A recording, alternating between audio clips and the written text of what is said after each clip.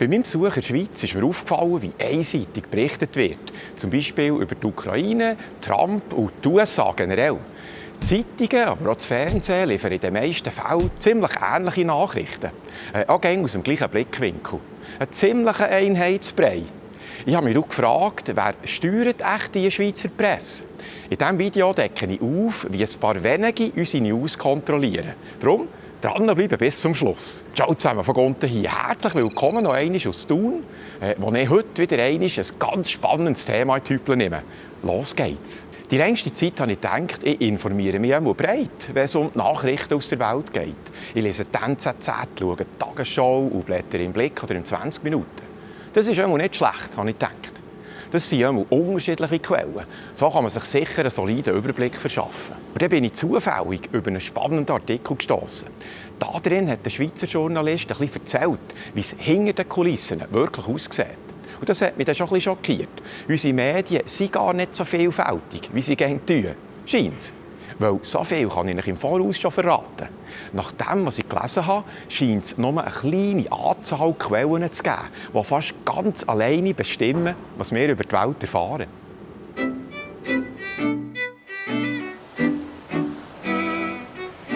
Jetzt, grundsätzlich muss man wissen, in der Schweiz sieht es ja so aus, als gäbe es Häufen verschiedene Zeitungen und Medien. Aber meine Recherche zeigt ein anderes Bild. Hinter all diesen bekannten Zeitungen und Online-Portalen stehen nur gerade ein paar wenige Verlage. Der Tagesanzeiger, 20 Minuten, der Thuner Tegel, der Bund, die BZ oder der Oberländer gehören alle der TX Group AG. Die haben früher die Media geheissen. Der Blick, Sonntagsblick und die Schweizer Illustrierten gehören am Ringier Verlag. Die Neue Zürcher Zeitung, die Luzerner Zeitung, die St. Galler Tagblatt, die Aargauer Zeitung, die Solothurner Zeitung, Oltner Tagblatt, die Limmentaler Zeitung und der Landbote stehen unter der Kontrolle von CH Media AG. Das ist ein Gemeinschaftsunternehmen von NZZ Mediengruppe AG und der AZ Media AG. Beim Fernsehen und Radio gibt es sogar nur einen grossen Hengst im Stall, die SRG.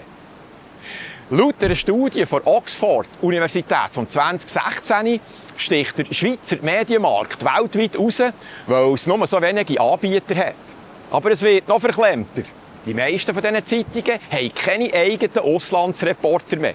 Auch die NZZ, die bekannt ist für ihre internationalen Berichte, haben nur noch rund 40 Journalisten, die außerhalb der Schweiz im Einsatz sind. Wenn jetzt also die Zeitungen, das Fernsehen und die Online-Portale keine eigenen Leute mehr im Ausland haben, von wo kommen denn all diese internationalen Nachrichten? Die Antwort stimmt nicht gerade optimistisch. Fast alle internationalen Berichte kommen nur gerade von 4 Nachrichtenagenturen im Ausland. Entweder von Reuters in London, Associated Press AP in New York, Deutsche Presseagentur, DPA in Deutschland oder Agence France Presse, AFP in Paris. Die Meldungen von diesen Agenturen erreichen scheinbar mehr als die Hälfte der Weltbevölkerung. Und das jeden Tag. Man kann sich die quasi als Grosshändler für Nachrichten vorstellen. Praktisch alle Schweizer Medien, also von NZZ über die SRG bis zu 20 Minuten, kaufen bei denen ein. Und sehr oft werden die Meldungen unverändert 1:1 übernommen. Keine kritischen Nachfragen, keine zusätzlichen Recherchen, keine eigenen Quellen. Nada. Aus dem, was ich hier herausgefunden habe, ergibt sich mir folgendes Bild. Wir sehen und lesen überall ähnliche Schlagzeilen. Ein Beispiel. Beim Thema Ukraine kommen knapp 80% von allen Berichten direkt von diesen Agenturen. Beim Syrienkrieg im 2015 hat es sogar 0% eigene Recherchen gegeben. Die Schlussfolgerung für mich ist, ob ich jetzt die NZZ, den Blick oder Watson lese, wo am Abend noch die Tagesschau anschauen, all die Informationen kommen vom genau gleichen Lieferant. Die scheinbare Vielfalt ist auch in Wirklichkeit ziemlich viel kleiner, als dass es der Anschein macht. Und jetzt kommt noch ein weiterer entscheidender Punkt. Man könnte jetzt gutmütig sagen, ja gut, ist halt auch praktisch für die. Das muss ja nicht automatisch schlecht sein. Aber anhand von weiteren Beispielen, die ich gefunden habe, sieht es eben leider nicht so gut aus. Weil die wenigen Auslandsagenturen sind nicht immer neutral.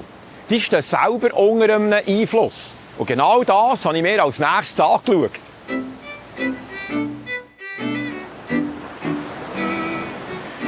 Man könnte jetzt davon ausgehen, aber wenn es nur ein paar wenige Agenturen gibt, die könnten ja trotzdem neutral bügeln. Aber leider scheint das nicht immer so zu sein, aus dem, was ich gelesen habe. Diese Agenturen übernehmen häufig Meldungen direkt von Regierungen oder Militär, und zwar ohne eigene Überprüfung.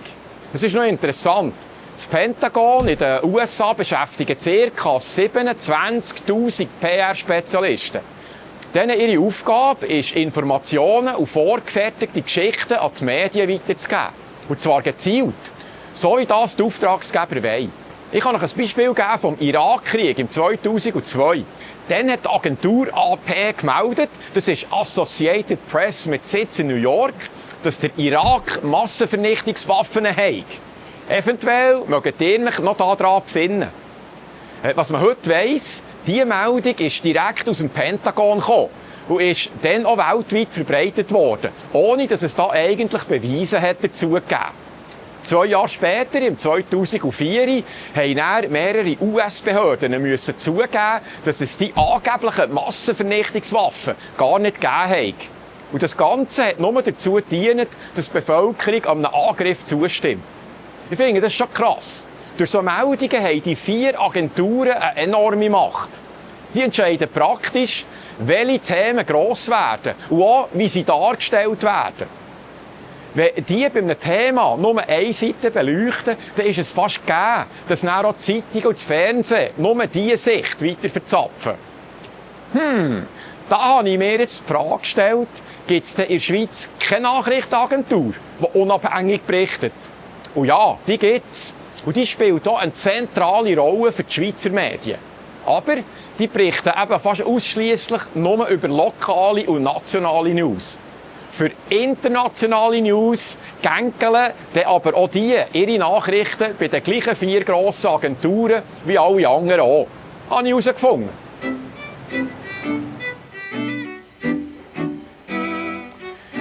Eigentlich haben wir in der Schweiz ja unsere eigene Nachrichtenagentur, die SDA, die Schweizer Depesche-Agentur.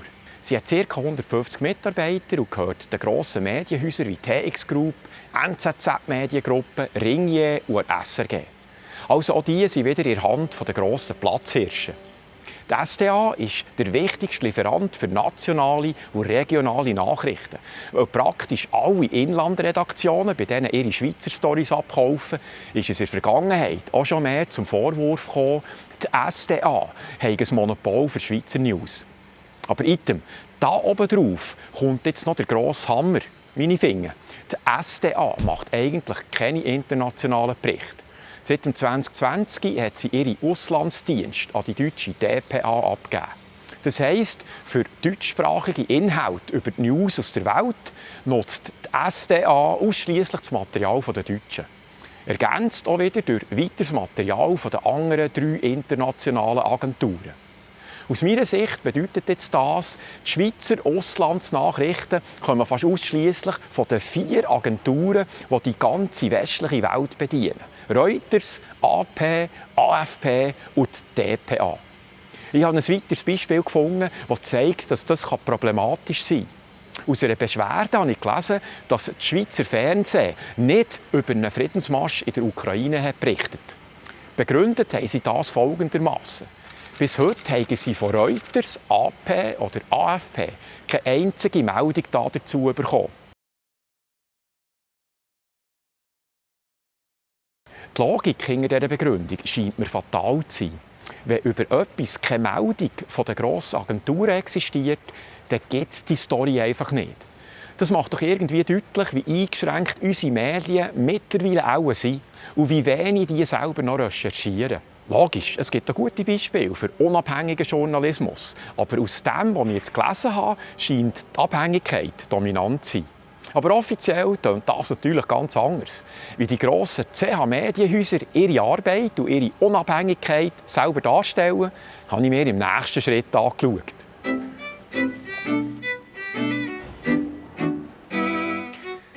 Was sagen die Medien selber zum Vorwurf der Einseitigkeit? Selber sagen sie, wir berichten vielfältig, neutral und ausgewogen. Aber stimmt das wirklich? Ich habe recherchiert und bin auf ein paar interessante Punkte gestossen, die mich schon ein bisschen zum Grübeln gebracht haben. Es gibt da zum Beispiel den Schweizer Presserat. Ups, sogar das Bein umgering. Nicht gut. Es gibt da zum Beispiel den Schweizer Presserat. Seine Aufgabe ist zu schauen, dass eine gewisse journalistische Ethik eingehalten wird. Ich wähle jetzt bewusst ein Beispiel aus der Vergangenheit, damit wir emotionsbefreit sind.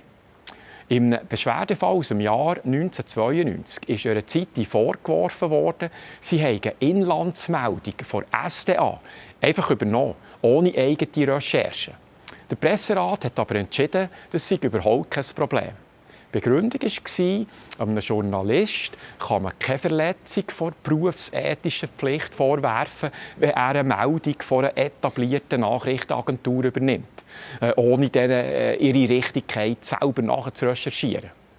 Ich finde das heikel, weil das bedeutet, wer kein Risiko eingehen will, übernimmt einfach nur noch Meldungen von diesen 4 grossen Auslandsagenturen oder der einen Schweizer Agentur und muss dann bei falschen Meldungen keine Konsequenzen befürchten.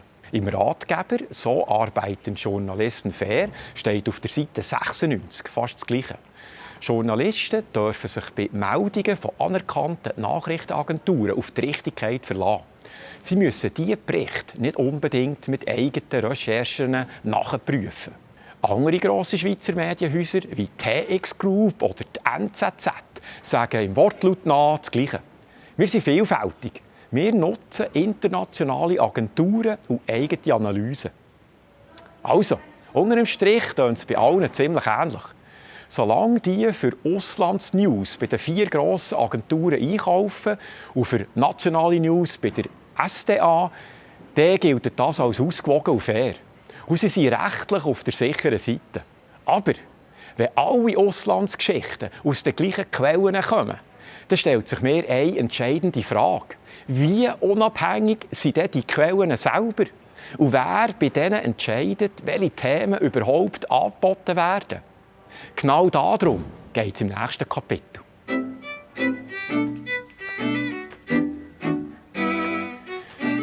Wenn man ein bisschen gusseln wird leider klar, die 4 grossen Agenturen, Reuters, AFP und dpa, arbeiten nicht in einem neutralen Umfeld. Sie werden beeinflusst von internationalen Netzwerken. Was heisst jetzt das? Es gibt grosse Organisationen wie das World Economic Forum, WEF, der Council on Foreign Relations, das Project for the New American Century oder die sogenannte Atlantikbrücke. Dort trifft sich das Establishment, also Politiker, Unternehmer, aber eben auch die Medienchefs. Es wird noch deutlicher, als ich es erwartet hätte.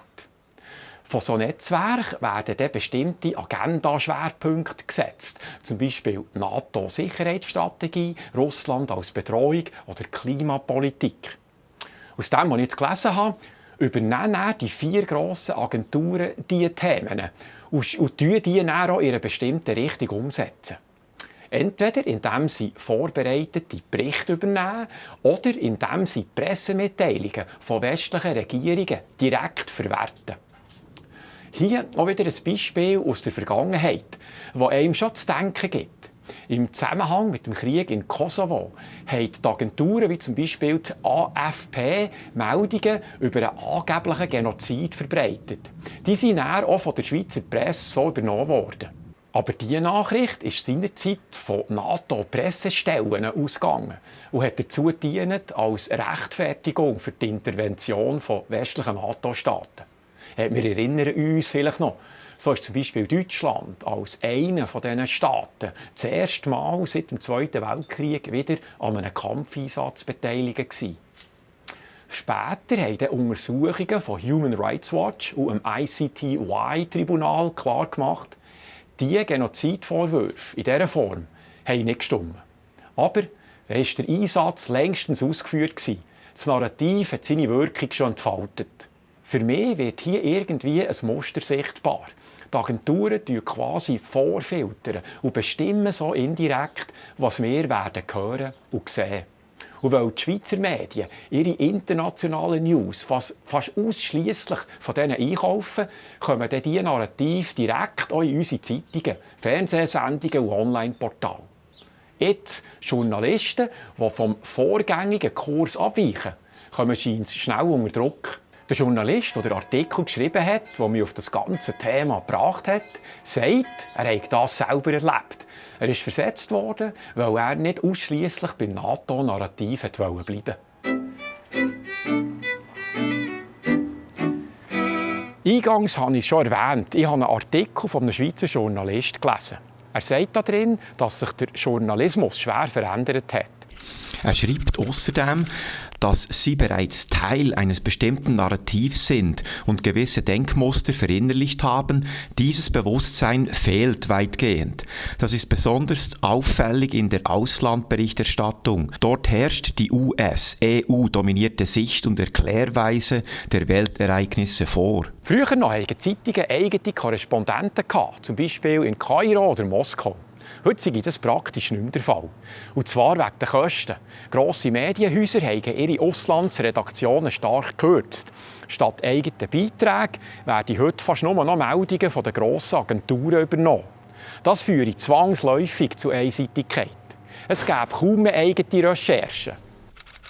Das Grundproblem des Mainstream-Journalismus ist nicht, dass er bewusst einer Ideologie folgt oder bewusst eine Weltanschauung vertritt, sondern vielmehr seine Beliebigkeit, sein vorauseilender Gehorsam und die Selbstzensur, der wichtige Fragen und Quellen entgehen. Die Tunnelperspektive ist selbst auferlegt. Der Schweizer Journalist sagt, der Journalismus habe seine Unabhängigkeit verloren. Heute ist es vielmehr ein Anpassungssystem. Früher haben Journalisten auch Propaganda aufgedeckt, wie seinerzeit im Bosnienkrieg. Heute ist das kaum mehr möglich, wegen der Agenturen, die fast alles dominieren. Das SRF übernehme scheint nur, was Reuters oder AP und Co. liefern. Nirgends wollen die Redaktoren so bestätigt werden und gefallen wie beim TV. In der News-Abteilung des öffentlichen Fernsehens dominiert die Angst. Nicht mehrheitsfähige Beiträge kommen nicht auf die Sender. Sein Appell an uns Leser und Zuschauer: skeptischer sein, alternative Quellen suchen. Sonst verpassen wir die eigentliche Wahrheit, die auch wie fast immer irgendwo in der Mitte zu suchen ist. Und was habe ich jetzt vom heutigen Beitrag gelernt? Die heutige Recherche hat mir schon noch einmal die Augen aufgetan. Ich habe gemeint, wenn ich die NZZ lese, die Tagesschau schaue und im Blick oder im Tegel schneuke, dann bin ich gut und breit abgestützt informiert. Jetzt weiss ich, unsere Medien sind bei Ausland News abhängig von 4 grossen Agenturen, bei Schweizer News sogar nur von einer. Diese Agenturen bestimmen fast immer, was wir lesen und hören. Und all diese Agenturen selber werden von übergeordneten Netzwerken auf einen bestimmten Kurs gebracht. Darum mein Tipp an uns alle: Wenn wir eine Nachricht lesen oder hören, sollten wir uns gerne noch fragen, wer die geliefert hat.